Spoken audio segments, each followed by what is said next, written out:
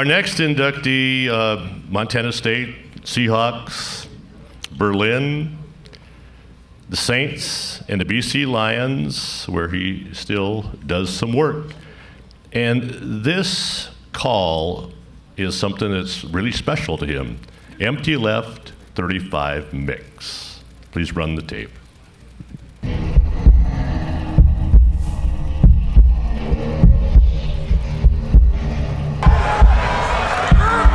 Short drop, pressure on, Lulay scrambles to the corner, touchdown! 2nd and 6, throwing down for Lulay. 4-man rush, calls his own number. Lulay, look at him go! To the 40, Travis Lulay! Lulay trying to catch him, and how about the quarterback? They fake the end around, and they go deep, wanting Akeem Foster! Akeem Foster! Pressure on, Lulay on the run! Touchdown! Lulay took a hit from Rod Davis, but bounces in.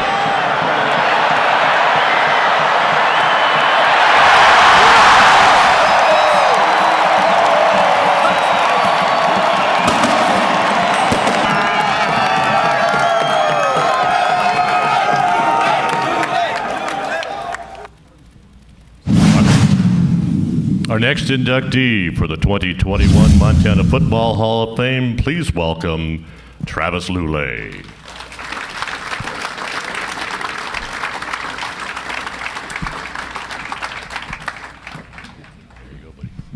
Thank you very much. So it helped. I was still working for the BC Lions on the business ops side after I finished playing when I got the call that I was being inducted. So we had a professional video crew obviously at hand. So I was like, hey, can you make up a little videotape? And that's what they came up with. So they did a heck of a job. I did not put that together. First thing, when I got here, I got a note that I was getting picked up by a Jim Houck. And I said, okay, I recognize that name. And we had Grizzly plates on the way over here. And I get into the dinner table tonight, and Coach Bobby Houck is breathing fire down my neck right behind me. So some things never change with the Grizzly guys. They're still around. But on that note, I've thought this a lot. You know, the rivalry it really is a really special thing. And I think we should be really proud of that as people in the state of Montana. Like, you know, you want like crazy to beat those guys, right? Don't get me wrong. I'm blue and gold, and I bleed blue and gold, and we want to beat those guys so bad. But there's a tremendous amount of respect. I think that goes both ways. So I know some people kind of furrow their brow, but at the end of the day, I think there's a tremendous respect, and it's been a really cool honor to be a part of that rivalry. Yeah. So I'd just like to start with thank yous. A couple of guys have mentioned it, but just want to say it as well. To everyone on the board here, jumping through hoops to make this thing happen. It was a long time ago when Rick called me, and I was in Vancouver still, and obviously rescheduled. But here we are.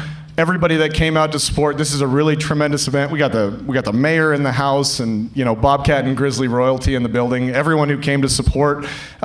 Just a round of applause for everybody that made this thing happen. This is really cool. I know Universal Athletics is a sponsor. Larry Osheim gave me a call about an hour ago.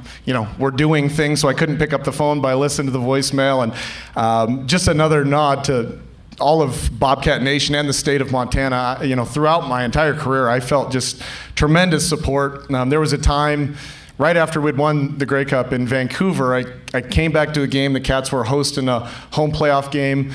And I came back and I went to a quarterback club function. And we're up in Canada. We don't know how much people are paying attention to what's going on here. But I go into the game and they're actually playing a replay of the Grey Cup, which was 2 weeks prior to that. So I just always felt tremendous support from everyone, Bobcat Nation. I know there's a lot of blue and gold in here tonight, and a couple of my ex-teammates. So just thank you to all of you who've always supported me over the years. Want to thank my family. My wife and children weren't able to make the trip, but my dad made the trip. I know there's Dennis, yeah.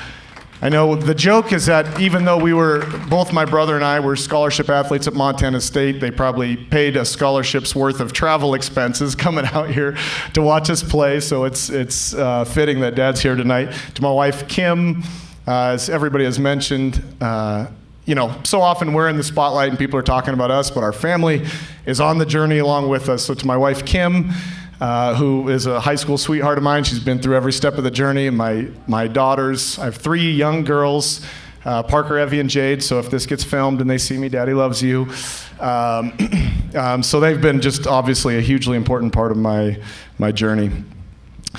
So I grew up in small town Oregon, and so kind of how I ended up at Montana State, it's not like a recruiting hotbed, right? In the rural mid-Willamette Valley in Oregon, I graduated with 47 kids, so I'd have been a Class C kid in Montana. So, I didn't really know the whole recruiting process. I didn't know how that was going to go. And one day I got a call from a coach in Montana, and I didn't know Montana State from Rocky Mountain College, from Carroll at the time. I really didn't. I'd heard the names, but I didn't know.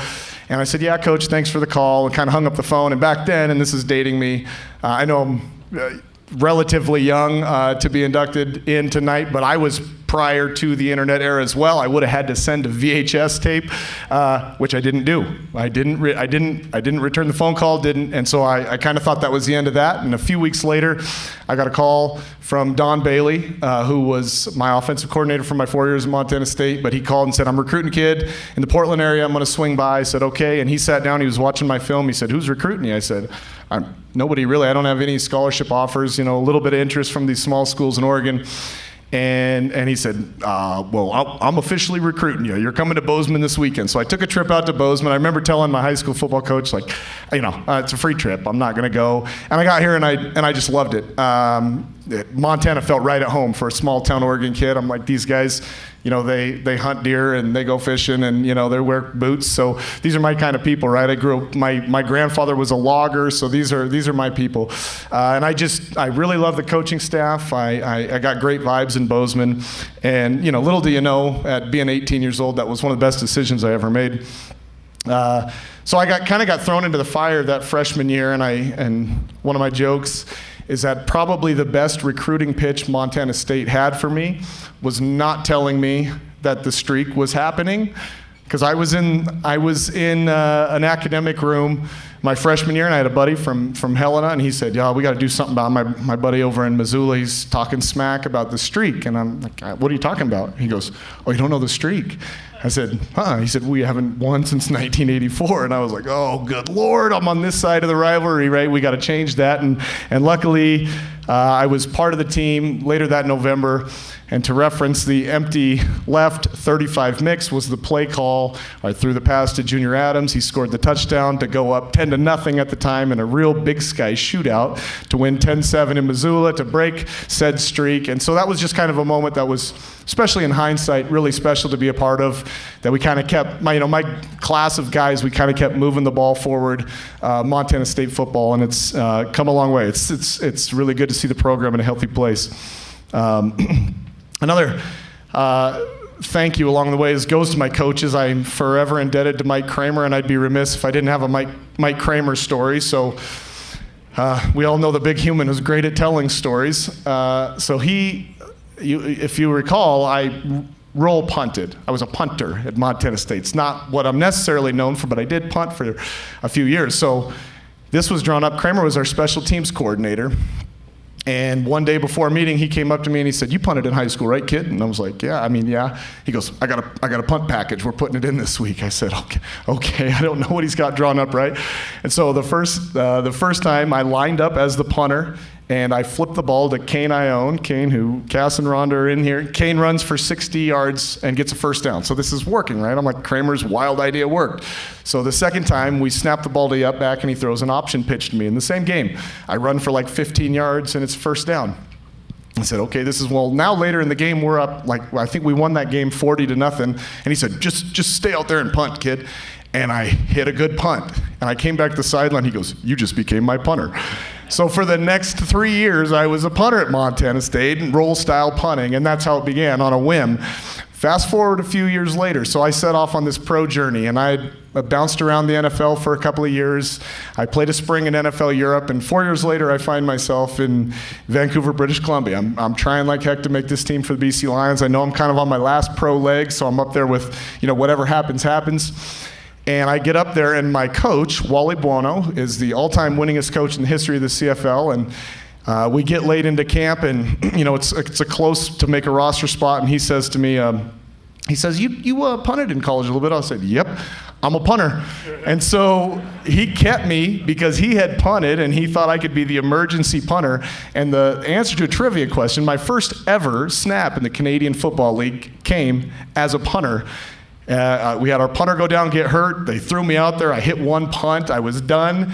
And that's how my CFL career began as a punter, because Mike Kramer had a whim before a special teams meeting 1 week years before. So I feel really fortunate. I had a tremendous journey. I spent 10 years in the Canadian Football League.